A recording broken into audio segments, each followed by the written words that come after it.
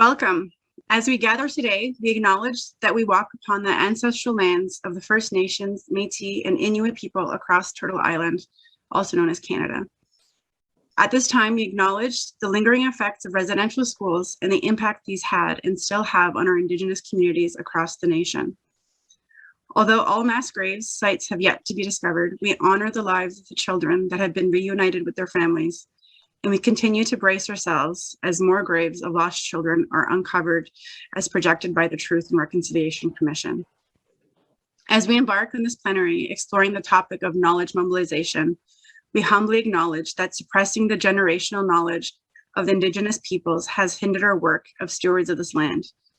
As we open this conversation, we approach the topic of knowledge mobilization from our own experiences with full acceptance that every community will have a unique perspective how to do this work. We commit to actively make space at the table for these conversations as we strive to do better. As we continue our work of the settlement and integration of immigrants onto these lands, we acknowledge our responsibility to seek truth and reconciliation and to honor the calls of action. So welcome here as we talk about LIPs and RIFs as knowledge mobilizers. This topic is work that we do as local immigration partnerships and RIFs every day and is really intentionally embedded into the work we do. I remind everyone that as you're listening to the presentations, if you have a question that comes up, please submit the question into the Q&A on the platform. And vote those questions up that you would like to hear. We will be taking the questions at the end of the session. And today, in lieu of reading the biographies, which are available on the platform, I decided to ask each of the speakers, what is one quote you would want the world to know? And each person gave us their response. So my first person that we will be welcoming is Monica Champagne from the Windsor, Essex Local Immigration Partnership, who'll be speaking on the topic of getting the word out, insights from the We Speak Language Access Initiative. And the quotes she submitted that she would like the world to know, and at least we can get started with the people present today, is, the moment someone asks you to do something you don't have the time or inclination to do is fraught with vulnerability. Yes, often seems like the easiest way out. Daring to set boundaries is about having the courage to love ourselves, even when we risk disappointing others. From Brene Brown. And as you'll know, for Monica, she is always achieving higher. So she gave us a second quote. And her second quote also is a very poignant one. And it's from The Simpsons. So yeah, you've got to help us, Doc. We've tried nothing, and we're all out of ideas, from Ned Flanders' mom. So without further ado, I welcome Monica Champagne to lead us off in our topic. Thank you, Patricia, and thank you for reading both of my quotes. I appreciate that. And thank you everyone who's joined us today. I am here to share with you details of the We Speak Language Access Initiative. Specifically, I will be sharing a bit of the history that led up to the initiative and how it works, but primarily what this is a case study of the methods that we used, some successful, some less so, to spread the word about the We Speak, first in Windsor and Essex County and now beyond. So to begin, let me give you a little bit of context about this initiative. The foundation for We Speak can be summed up by the 3 data points that you see on screen. The first is, in Windsor, Essex, 1 in 4 community members is an immigrant. A fact like this might seem unremarkable to a lot of communities, but it was a very important piece of information for our community to know and for us to share with our various stakeholders and partners so that they understood the true diversity of our community.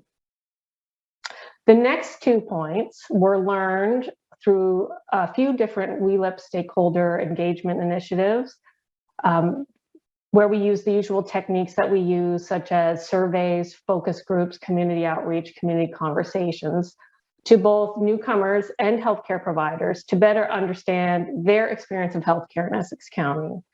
One of the first things that came out of these initiatives was that second fact, that 42% of newcomers surveyed used the emergency department as their source of primary care.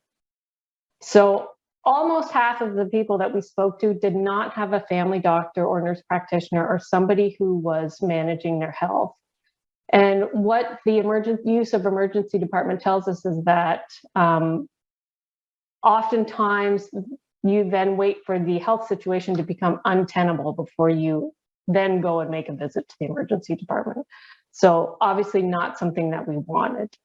And in talking to the respondents, they confirmed for us that a major barrier to them accessing primary care was language. The worry that even with some capacity to speak English, as most newcomers have, I think we can all agree and understand that speaking in a second language is a very different thing when you're sick or stressed. We also reached out to healthcare professionals, again, through surveys, focus groups, and conversations, where we learned that 90% of them rely on family members to act as interpreters, and that only 12% had any kind of actual budget for interpretation services. So I don't want to underscore this. Our LIP was established in 2008, and we've been engaging in healthcare access for newcomers since the beginning. So there's, as you know, there's a lot of work that sort of it takes a lot of work to get to these very important points. So I don't want to understate the amount of work that went into coming up with these points.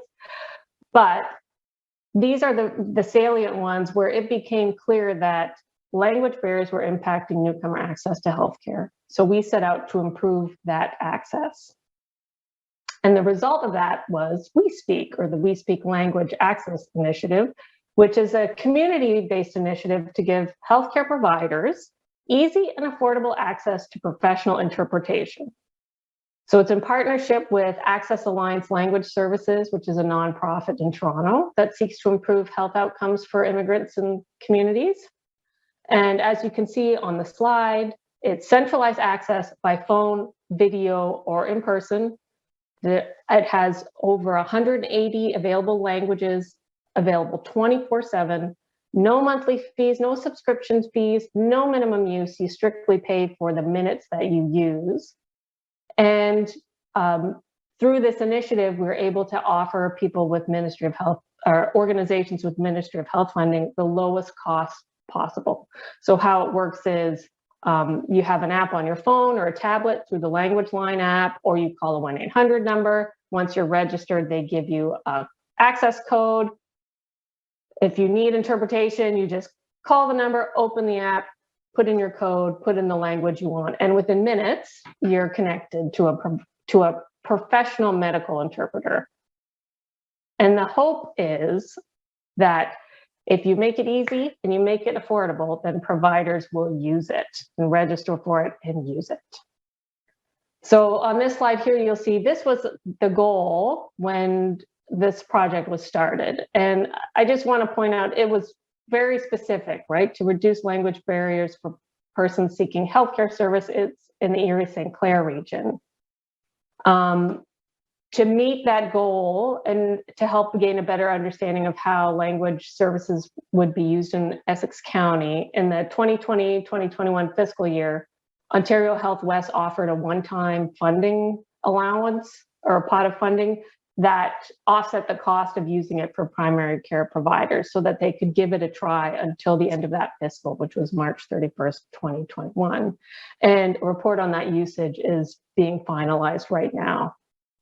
So we have this initiative, and eventually we're getting some funding to encourage providers to try it out. And so now the question is, how do we get the word out, right? The topic is LIPs and RIFs as knowledge mobilizers. How do we share this initiative with healthcare providers? How do we get them to sign up? How do we get them to use it?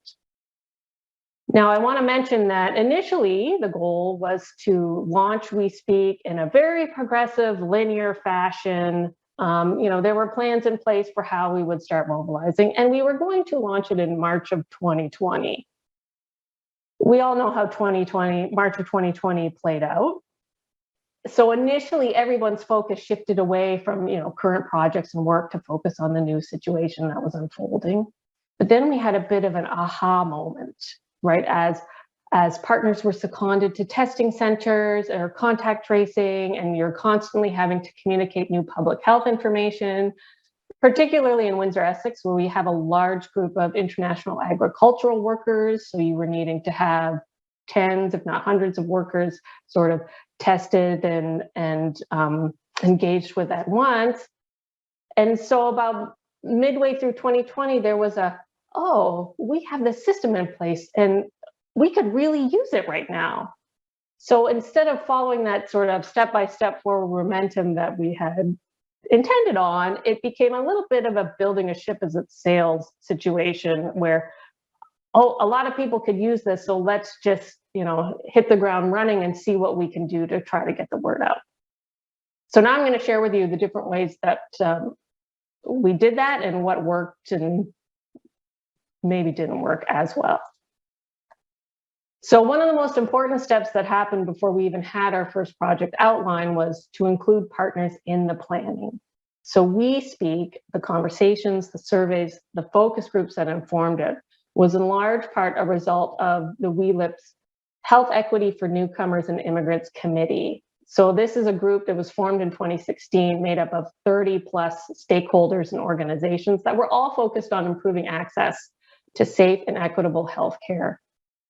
So the reason this is important and the reason it worked well for us, beyond just having an initiative that's broadly informed by newcomer communities and healthcare providers, but by the time you work out all the details, you already have, before you even start, a series of community champions who are there, who will help you, who will advocate for the project and will help you get the word out. They're supportive of the work, they're invested in it. And in a lot of cases, they're signed up and they're using it and they're ready to speak to it in that capacity. So when it comes to sharing information with partners, it was also important to listen and gather information from the partners, and then we could use that partnership to help get the word out.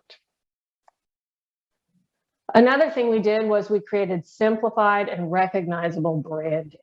So what was, you see on the side, the Windsor Essex Service Providers Enabling Access to Communication, which was the group of 30 plus organizations with all their logos, as you can imagine what any sort of promotion might look like, distilled down into an easy to recognize name and logo that's easily shareable. It's easy to merchandise and put places, and it shifts the focus away from any one provider or any one organization being the source of this, and makes it a collective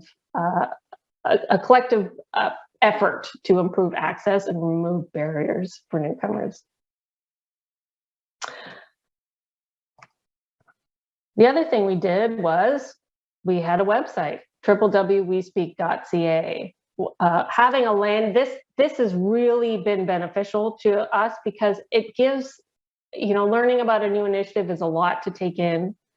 So having a place where people can go to follow up and learn and fill in the gaps in their information, they can see it in action, they can read testimonials. And it helps us too that we're not constantly repeating the same thing. If people have questions, we can direct them right to this website, and it grows. As the work has grown, the website grows, and it's a place to collect all the information. And we used media, both traditional media and social media. Eventually, we were able to get a press release out, and it got some uptake on the local media. This worked well because it's an opportunity to reach a broader audience, though it was a little challenging with the past year trying to find a space in the news cycle that was fairly chaotic and quick moving. But again, it helps you reach a new audience and hopefully reaching the primary care providers. We sent a mailer out to 200 different primary care providers in Windsor and Essex County. This one, not a huge amount of uptake, but we did send them some pretty cool swag in it, and you hope that in their offices, as they're using their cool pen on their post-it notes, maybe their logo is starting to sink in and they're getting a little more familiar with it, even if they're not signing up right away. And then we have done a lot of social media. Again, just trying to breed a familiarity with the name, with the brand, using a lot of bright pictures. And sometimes with social media, it can feel like nobody's paying attention, but then out of the blue, you get some traction, you get some quote tweets and retweets. And so it's not that hard, to get set up. So it's worth the time. One of the big things is to talk about it every chance you get. Go to the meetings, go to the conferences, come to P2P and share it. You never know when this will be somebody's first time hearing about it. You know, for some of you, it might be your first time. For some of you, you might be rolling your eyes saying, oh my God, we speak again. And for some of you, this might be the time where you've just had a conversation or a situation, and now you're sort of ready to engage a little more and think about it, discuss it, reach out. There's a debate in marketing about how many exposures it takes, and from our experience, it's a lot. So any opportunity we had to get out there and engage and talk about it, we talked about it.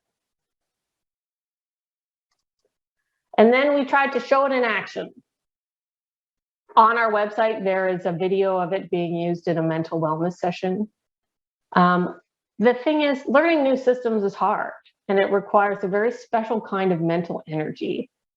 So, you know, like I said, we had a linear plan for how this was going to unfurl. And I think it's fair to say that the need to remove language barriers that this pandemic underscored made for a much more highly motivated audience than there might have been otherwise.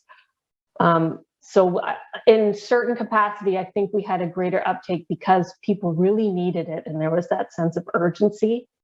I think it's a little like all of us learning to use Zoom. You know, no way would we be taking the time to really get to know Zoom and Teams and all these platforms if we didn't have to, because even if they make them as easy to use as possible, it's still hard to learn new things and hard to kind of break the habit.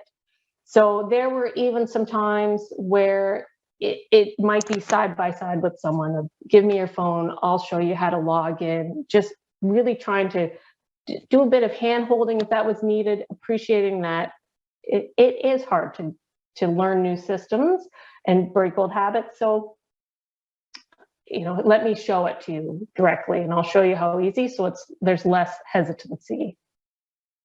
And with any good initiative, with each new person you show, you get another new We Speak champion who helps promote it and spread the word to others. So where we can, we use those words. What you see here is a testimonial from a patient who has used it, a healthcare provider who has used it.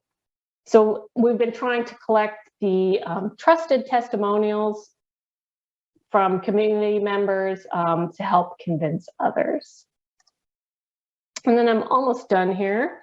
Since then, we've expanded our users and new partners. Yes, initially it was for healthcare professionals, but as you can see here, there's a lot of opportunities for people to use it. And I know other LIPs have gotten on board as partners. The St. Thomas Elgin LIP has started making outreach to their Ontario Health teams and local hospitals. The Hamilton Immigration Partnership Council has also connected to their own community health centers. So it's beneficial in educational institutions, even starting to consider a direct-to-user approach where the end user might be the one who has an account to use as they need. So as you can see, goals now have changed. What started out as very sort of a narrow goal is broadened now to, you can use WeLip as a way to open up and improve access to services in general across Ontario. And we have had partners already sign up who are not in healthcare fields who are in different social services. And we want them again to know about the tools available for interpretation, including We Speak. So that is all. Again, we have a website if you want to learn more. We have, those are our handles for Twitter and Facebook. Thank you, everyone, and thank you, Petruja, for listening to this presentation. Thank you so much, Monica. Now we're going to move to the east of our vast country, and we're going to invite Melanie Bailey to speak from the Prince Edward Island Immigration Partnership. And the quote that she would like to share with the world and with the people here today is, "I have been impressed with the urgency of doing. Not knowing is not enough. We must apply. Being willing is not enough. We must do." From Leonardo da Vinci. So Melanie will be speaking on turning research into action, responding to emerging needs during COVID. Thank you, Petruja. I like that quote even better when you read it. Good afternoon, everyone. I am so pleased to be able to speak on this topic. I certainly understand that there's other LIPs out there that have more expertise in this, and I welcome you to reach out. I embarked in PEI down this path a few years ago, and I like to call it the LIP 2.0. I believe LIPs have an important function in our ability to mobilize knowledge and synthesize and disseminate useful information to service providers, cultural communities, and the community at large. But it does come at a cost. In gathering data and in sharing truth, it doesn't make for friends. It's been a difficult path, but a necessary one in support of our immigrant communities.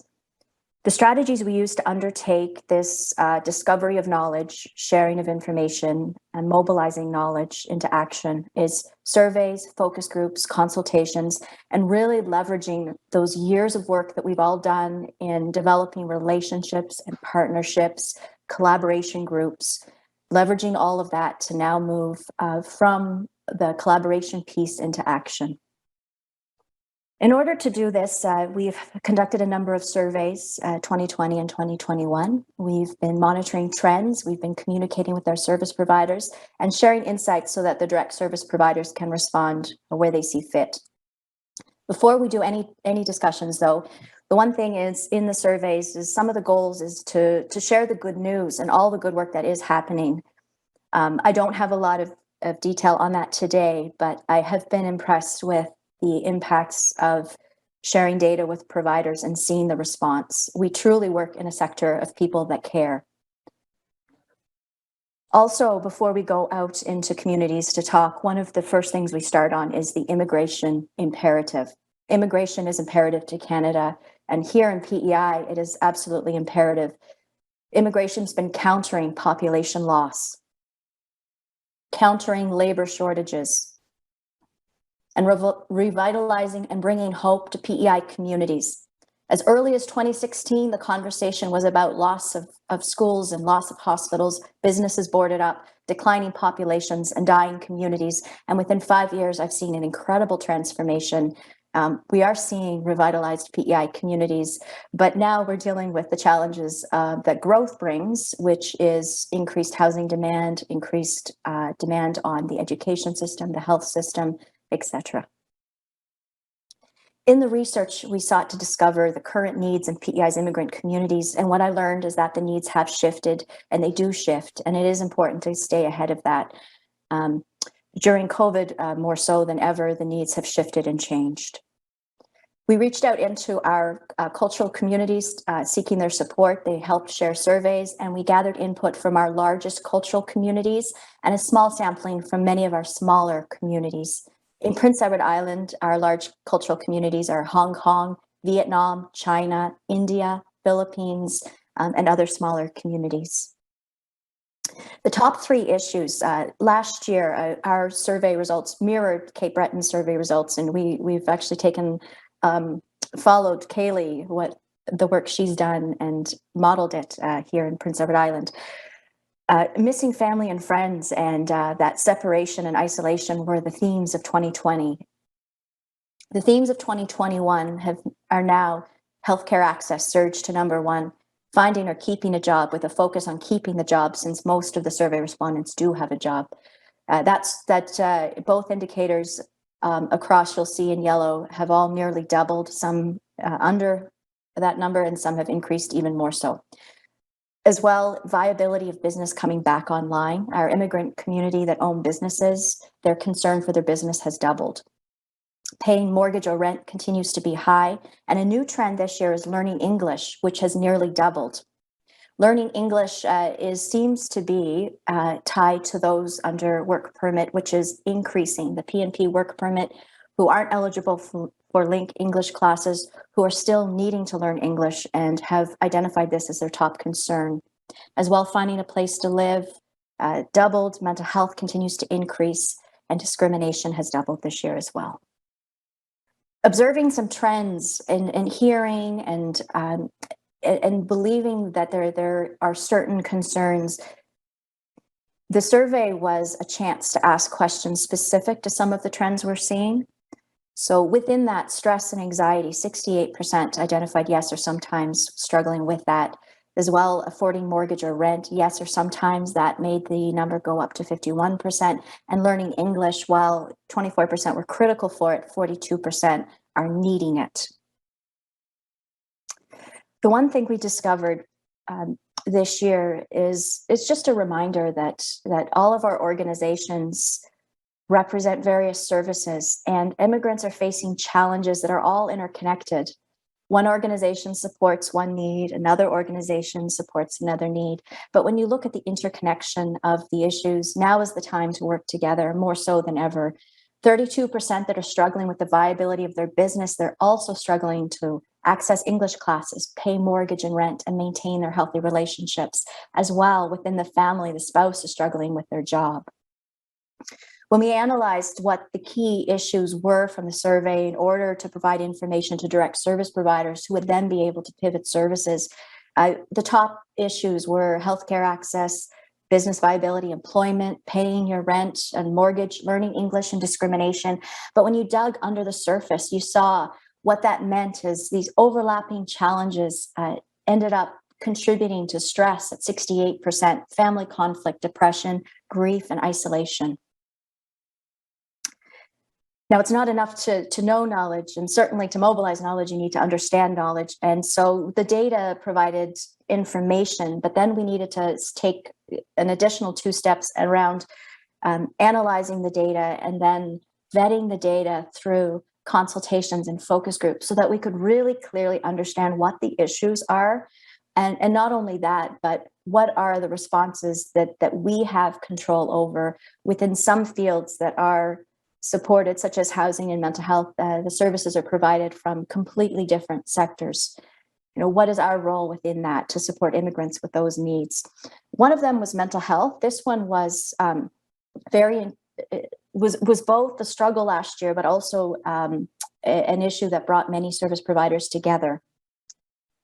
So we understand, in looking at the research to try to understand the data, we understand that mental health challenges have increased in the Canadian population, significantly so. We also understand that the needs have also increased in the immigrant community, so it is slightly higher than the Canadian community. There's many mental health risk factors that we've looked at, from separation from family and friends, being able to pay your mortgage, your job and your family and your relationships, and your children not doing well. This all contributes to mental health challenges. Immigrants opened up and provided feedback. It is particularly difficult for them. This is a topic many aren't comfortable in. There is still much stigma associated with it, and there's huge shame in reaching out. Leveraging consultations, working with experts, we found Hong Fook. They've been supporting mental health needs for decades. They provide trauma-informed care, but also culturally informed care. And upon sharing this data, including crisis statements that had emerged in the surveys, looking at it, really not knowing what to do, we turned it over to the province CEO and provincial directors. They looked at all the data, all the challenges, and they identified mental health as the most critical and provided funding.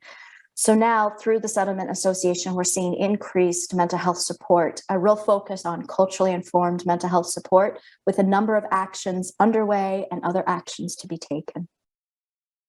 Housing. Housing was one of the more difficult ones. The typical response was, what can we do about it? But it is so critical for supporting immigration into the future, supporting immigrants now, and really seeing immigration numbers increase as part of the economic recovery and as part of our growth strategies. In order to do that, housing has to keep pace.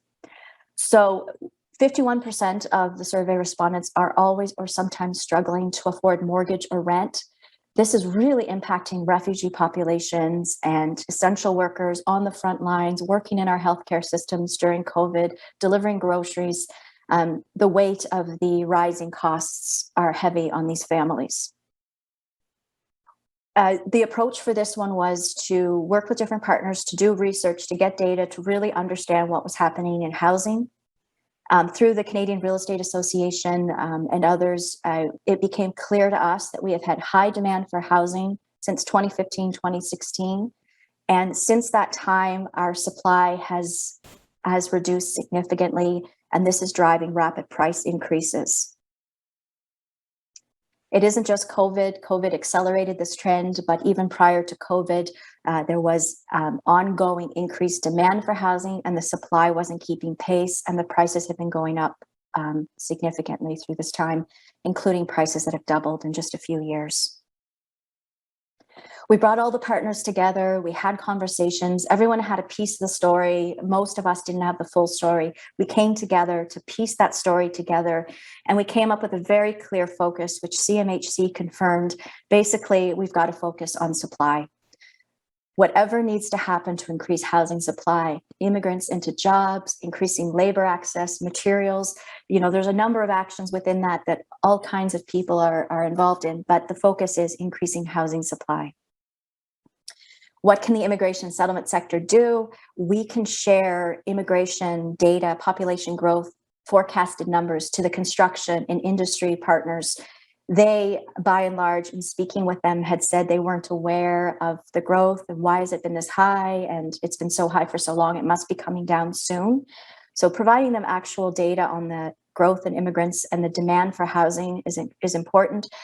As well, working with our municipal partners who are trying to get these housing developments approved, supporting them and building our partnership network around them to support areas within housing where we can raise awareness and advocate on behalf of our clients.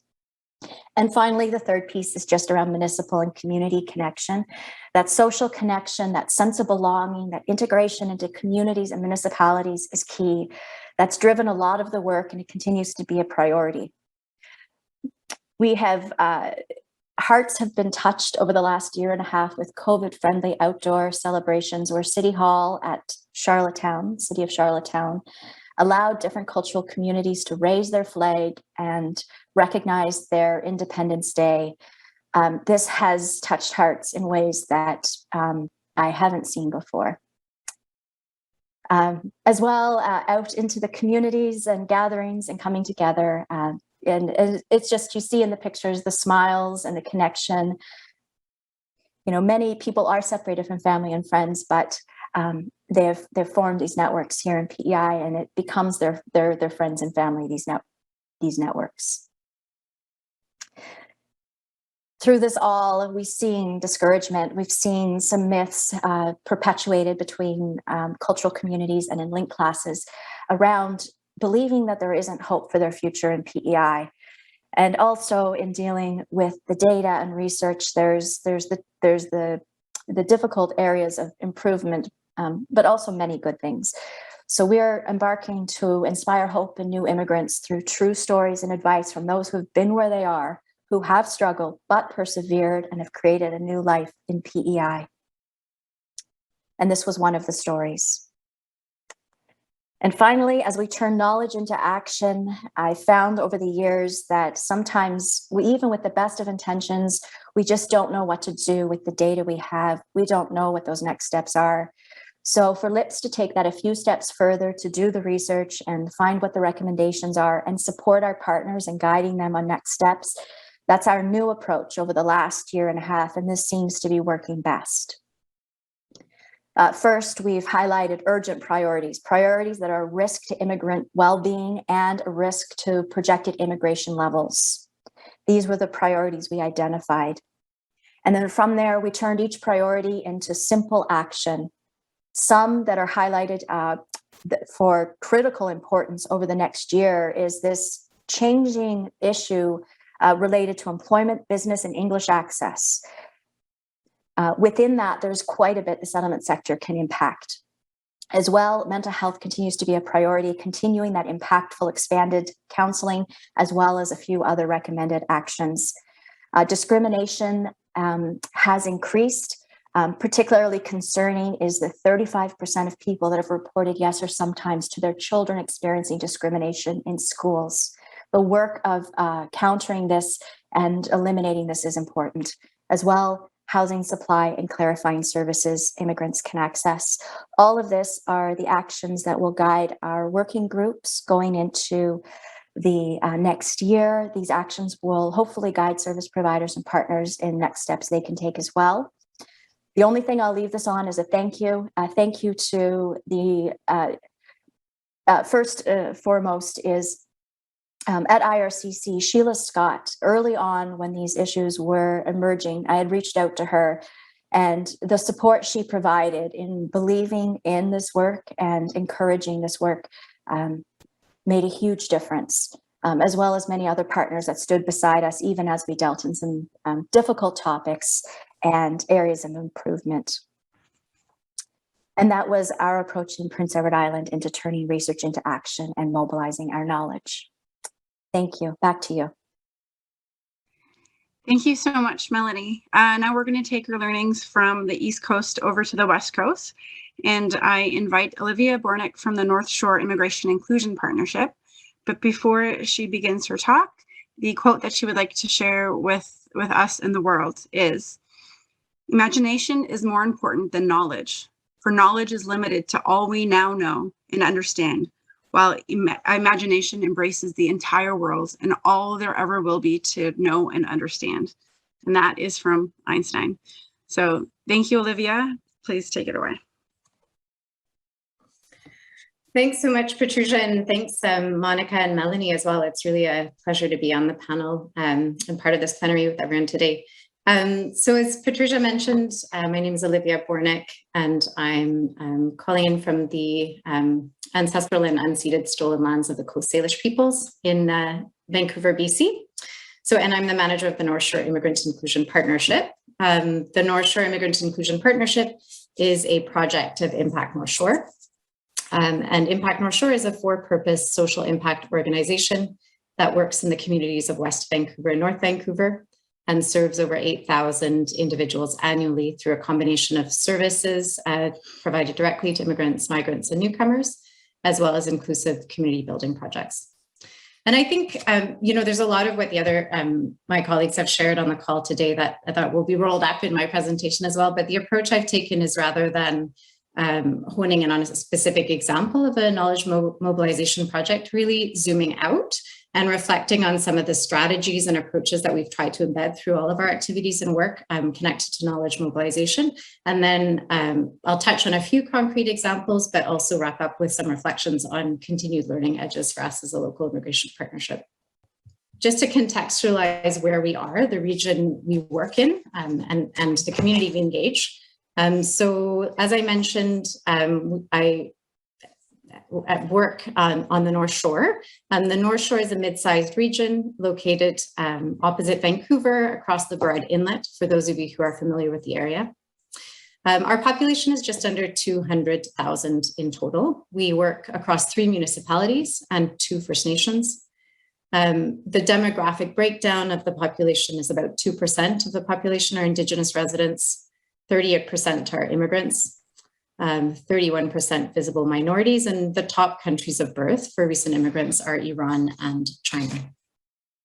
So as I mentioned, I just wanted to share, zoom out and share some reflections around overarching knowledge mobilization goals or successful strategies that we've tried to embed in our various activities that centered around certain themes. So to start with, we've really looked at creating spotlights and opportunities to surface the invisible. So as LIPs and RIFs, absolutely, as everyone on this call and others have said throughout the conference, we know that we seek to be responsive and nimble in really dynamic environments. So adjusting priorities as we go while considering immigrant needs, partner priorities, local, national, and global influences. I think we also play a really important role in shedding light on the different layers of a knowledge prism around a certain topic. I love metaphors and that notion of a knowledge prism, and where there are opportunities for LIPs really to kind of hone in on more invisible or shadowed facets of a knowledge prism and aspects of different topics and themes, I think is really interesting to interrogate and explore. So surfacing those invisible stories and trends that may not be connected to more mainstream conversations, but are just as important a part of painting a fulsome understanding and picture up around a particular theme or topic. And that this action or this strategy can in fact help spur people, partners, communities into different levels of action and response. The second point is, something we've been thinking about and learning around, the notion of creating transformational learning opportunities.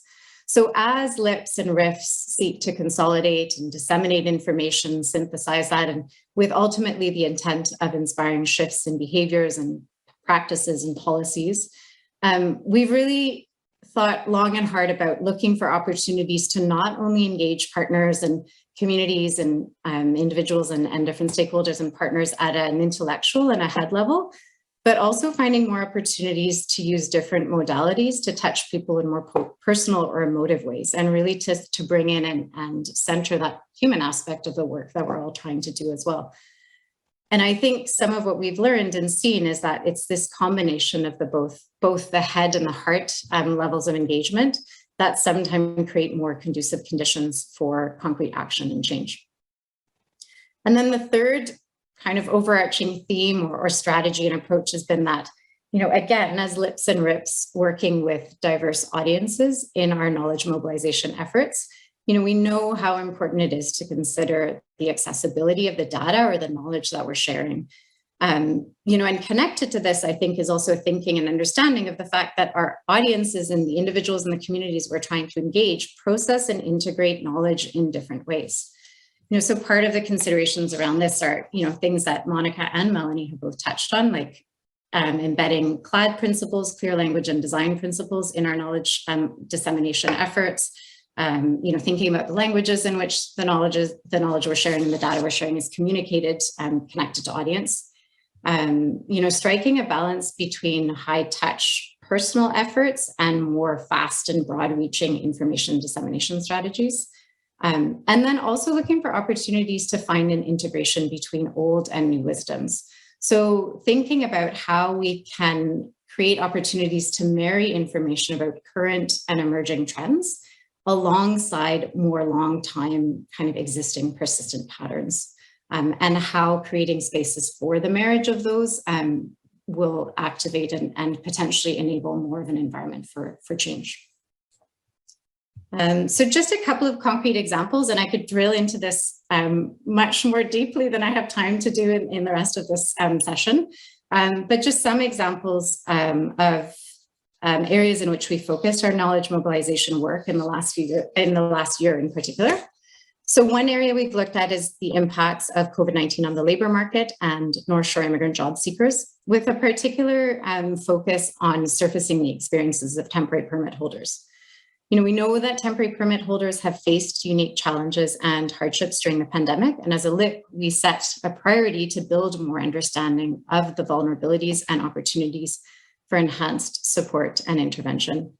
Our target audience in this work really was service providers, as well as educators and employers across the North Shore. We used a number of techniques that my colleagues have spoken to already, community surveys to determine the impact of the pandemic on job status and financial security and security, also examining the precariousness of status and how COVID impacted that. We also worked with library partners to gather data about immigrant and migrants' access to and literacy around digital technology. And then we nested some of this data and some of what was emerging in our findings alongside information around the federal government's levels plan and the introduction of new pathways to permanency for temporary permit holders. And again, without getting into too many details, this information was shared through a number of different vehicles, our annual Local Immigration Partnership Service Providers Forum, the launch of a new Lunch and Learn series this past summer in partnership with the Immigrant Employment Council of BC and Impact North Shore, some really targeted and focused North Shore employer roundtable conversations, and also work with our local university, Capilano University, to look at building enhanced supports for international students, as well as sector-specific reskilling programs, looking to support both temporary permit holders and other immigrants on the North Shore too. And a second example in which we've really tried to apply that strategy and lens of creating opportunities for transformational learning moments, and also thought really long and hard about the accessibility of that knowledge sharing, or the wisdom sharing and the story sharing, is around some of the anti-racism work we've done on the North Shore. So we've really focused on trying to bring light to both the historical and present day experiences of racism and exclusion across our communities. And in partnership with colleagues at Impact North Shore and led by community design teams, we've engaged in a multi-pronged approach to unpacking and building understanding of the racism, discrimination, and prejudice that continues to be so pervasive in many ways in our communities.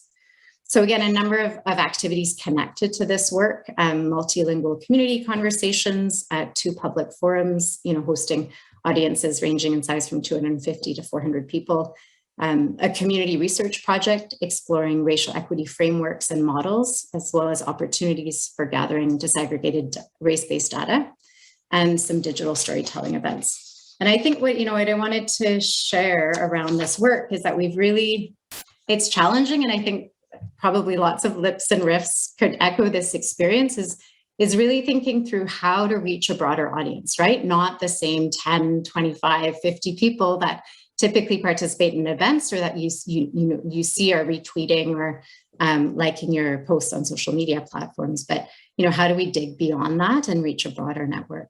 And in a lot of regards, some of these efforts and work has really been about inviting people to open their hearts, to hear different truths, and to learn new stories. And so where does this leave us? A couple of thoughts around learning edges, and then I'll wrap up. While we continue to enact some of the successful strategies that we've seen generate action, there are still a lot of learning edges and a lot of spaces in which, there's opportunities, I think, to kind of continue to peel back the layers of the onion around knowledge mobilization and what our role is as RIFs and LIPs in doing this work. So one is, I think there's, an interesting conversation around our engagement work. Are we calling partners out, or stakeholders out, individuals out, or calling them in terms of trying to move them beyond kind of the learning of knowledge and data points and the acquisition of knowledge and actually seeing change?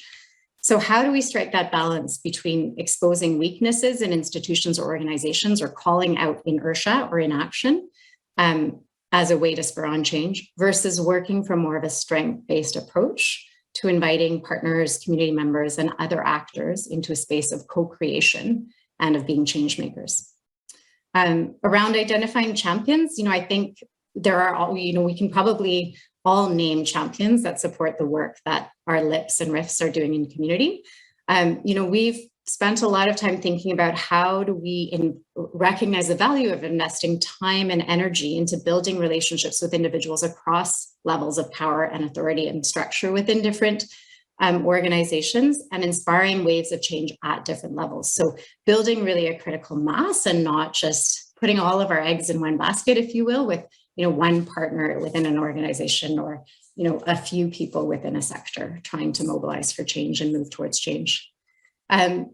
2 comments really quickly, and then I'll wrap up. One is around recognizing the importance of creating space for meaning making or sense making. I think sometimes in our urgency of pushing information out into community and sharing knowledge with partners, we forget about the time that it takes and the process it takes in different contexts, in different communities, to think through the integration of how that knowledge or that data or that wisdom and information fits within existing structures and systems. And so, how do we build more opportunities and time for this meaning or sense making? How do we enable that, those processes, either in individual or collective ways, to move us more towards action and change?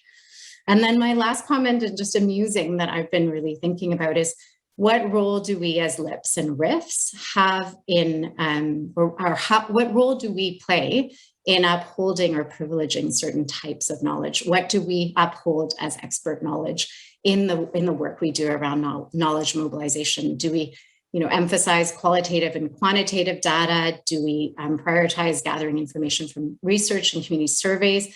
What about those stories of lived experience? What about those old and new wisdoms, right? And how do we continue as a community of practice to challenge one another in interrogating the ways in which we privilege knowledge and or contribute to holding up a certain perception of kind of the construction of knowledge in our colonial spaces, right? At the expense and the exclusion of other types of knowledge. Those are my thoughts. Thanks so much for listening. Thank you so much. I remind everyone who's listening to please put your questions in the Q&A box on the platform. We've already have one here from the first presentation. So Monica, this question is for you. And the question is directed along the expansion of your project. So there are two parts. The first one is, what are your plans to expand it within the province of Ontario and also Canada? And the second piece of that question is, you mentioned that there were other service providers outside of the healthcare sector. And do the discounted rates that apply to the healthcare sector also apply to those other service providers? So go ahead. Thanks, Patricia, and thank you for that question. To answer it, yes, there are plans for expansion. Right now, we're focused on the Southwestern Ontario or Ontario Health West. With the goal always to keep moving and keep growing. As far as the discounts for service provider organizations, this initiative was started with healthcare providers in mind, so that was the original agreement. But, I will say, as far as cost goes and discounted rates, the one thing to remember is with this initiative and with this service is, again, there's no monthly fees and no registration fees. You only pay when you use the service, and you only pay for the minutes you use. And depending on the mode that you use, it can be as little as 60 cents a minute to it's like $2.90 a minute if you use the video on demand service.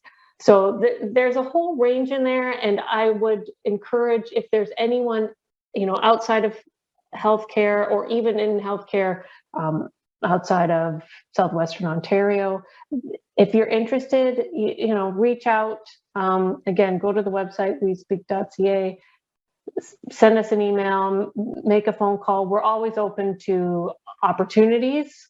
And if you think this is something that you could use or something you want to bring to your community and be a champion in your community for it, we're always open to listening and engaging. And yeah, it's a pretty cost-effective service regardless of discounts, I think. So I wouldn't let that stop anyone. Next question, I believe it's for Olivia, but we can maybe expand it to everyone, is how do you use the data to inform your work and to convey and capture successes and challenge? So if you have any specific examples of how you use the data collected to both inform and also to understand the successes.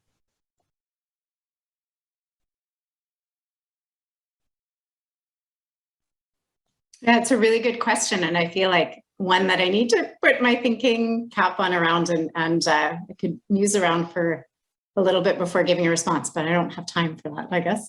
Yeah, I mean, I think that, one of the things is when we looked at, for example, some of the community survey work we did around the impacts of COVID-19 for temporary permit holders, and then more broadly, the immigrant and migrant community, some of what emerged from that in terms of specifically around that digital literacy piece, where there were gaps in terms of an obvious identified needs to develop additional support and services. One of the areas was just even basic access to technology. That was a huge barrier. And so we that informed some action around collaborating with partners across the North Shore to apply for some grants to be able to secure technology. We were able to disseminate over 50 different tablets and cell phones to temporary permit holders and vulnerable immigrants in our community, and then actually worked with a number of different partners to do some mapping. We're still integrating some multilingual features into that, but mapping of Wi-Fi zones across the North Shore where people could get onto the internet for free, and also programming and services that were available in a number of different spots in person as we started moving in that way, but also virtually to support capacity building and knowledge and understanding of building those digital literacy skills. So there's been, anyways, I didn't speak to it in the presentation, but we produced a North Shore technology resources map as well that emerged directly from our understanding of where those gaps and heightened needs were exacerbated by the pandemic. Thank you. Does anyone else have anything to add along that topic? I would just add that, one of the things is capturing the data itself is a success, I think, right? Like the ability to truly understand what your community needs or where your community is or what's happening, so that then decisions and plannings are well informed. Like the ability to have that data is a win already. Melanie, anything to add? Yeah, well said. Yes, the data is needed to make informed decisions.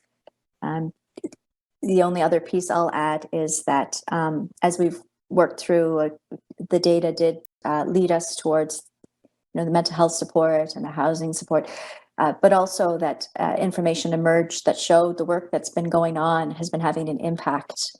And so then how do you relay the impact and the good work and the progress to people? We're not sure yet, but we're working on relaying that information. We think the settlement sector, to be encouraged that the work they're doing is having an impact, is also really important, in addition to sharing the challenges and next steps. Absolutely. As we're closing off our session here, we have a few more minutes. I did want to see if everyone, and maybe starting with you, Melanie, can give a little bit of an insight about that step of taking the information you have about your community and how you use that to engage partners to come to the table to start that really important step of knowledge mobilization. So how do you take the research, and if you have any really great direct hints to give to other LIPs when they're doing that work of taking information they have and starting that conversation locally. Yeah. So you've gathered the data. That's the first win. You've got the data. You're reviewing it, and I immediately moved it over into a PowerPoint format. Basically, this is the findings from the year. Then you take all the comments and input, a qualitative approach. You sort by theme, and then certain topics emerge. And then the difficult work of reaching out to partners, because some of the information can be sensitive. So it's a matter of reaching out to each of the partners, updating them on some of the findings, findings that aren't shared with the whole settlement network, but rather some input for particular partners. And then the work of getting support for it, so that you have support walking into the settlement sector to share this information and to seek change. Once that support is gathered, then we looked at doing Zoom calls and virtual calls. We're bringing everybody together. And the first step is just information, sharing information. These are the new needs. This is what's been happening. Here's all the good stuff that's happened. And now here's where immigrants are pointing us towards over the next year. And then turning that into an action plan and then seeking support and moving forward is basically our process. Great. So what I'm hearing is start small and slowly build. So don't be discouraged if you don't have everyone you think should be at the table right away. Monica, did you have anything to add for that? No, that was very well said, Melanie. I think our process is very much the same. And just knowing that over time you build trust with those partners too, and with stakeholders, so that when you have more information, we will share at our council meetings with 80 plus stakeholders, and that people, if you do the good work, then people will come to you seeking it, I think, after. So doing that good work and then like Melanie said, taking all those steps to make sure it's good and building that trust and that relationship. And then I think it starts to get easier to get the ear of people in the community if you have that base. Thank you. Olivia, do you have anything to add or a perspective? Yeah, I mean, just some, like I echo everything that Melanie and Monica said. You know, I think one of the things we've been trying to do and thinking about how we do that better is dissecting some of the data and making it relevant to the, you know, sectors or the partners we're trying to engage, right? So not to say that the whole data package isn't of it, you know, isn't in my mind of interest to everyone, but that piece around, you know, people, when we're trying to engage different sectors or different individuals or, you know, different communities, that making that, trying to help facilitate that connection of the like, so what, and why should you care? And what, you know, what might your engagement in these conversations and in some of the work we're trying to do, how might that improve or accelerate or and expand the scope of the people you're trying to serve, right? I'm thinking about the health sector, which for us has been a hard sector to try to engage. The other piece I would just say is like, as you invest in building the time and trust with different partners and stakeholders, is also like leveraging those relationships to help make inroads with others, right? So, you know, where we have like a few good relationships with folks in the health sector, really having conversations with them about, and who else can we bring into this conversation, and how might we shift how we're communicating this data or knowledge to excite them about participating and joining. Great. And I know I said that was the last question, but I have one more. Someone had asked if there's any really innovative ways to help turn data into knowledge. This is apart from events, resources, or forums. Is there anything that you think stands out as something that's very innovative, or something that was kind of a little bit less standard that you would see? And I don't know if anyone has a response to this, but looking for innovation. That's a deep question. Certainly, I would say tapping into some social media ways as a way to communicate. Usually, you're doing what Olivia had mentioned of trying to take pieces and give them a specific meaning of why should I care.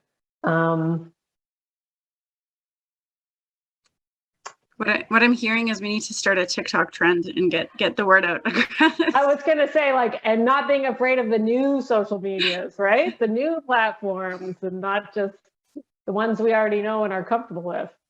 Absolutely. We started our LIP at a time when we weren't allowed to be on Facebook. So just keeping IRCC ahead of the game and allowing us to use some of these channels that aren't always accessed. I think it's a good way that LIPs can push the envelope a little bit and ensure that we're relevant in staying on top of the knowledge mobilization. So with that, I would like to thank our three speakers. Thank you so much for sharing your knowledge. I invite all of the participants today to reach out to either of these three, start those conversations and learn from others doing. Perhaps we can also share our own experiences with one another and just keep doing the good work that LIPs do. So thank you so much. Enjoy your break and see you in the next session.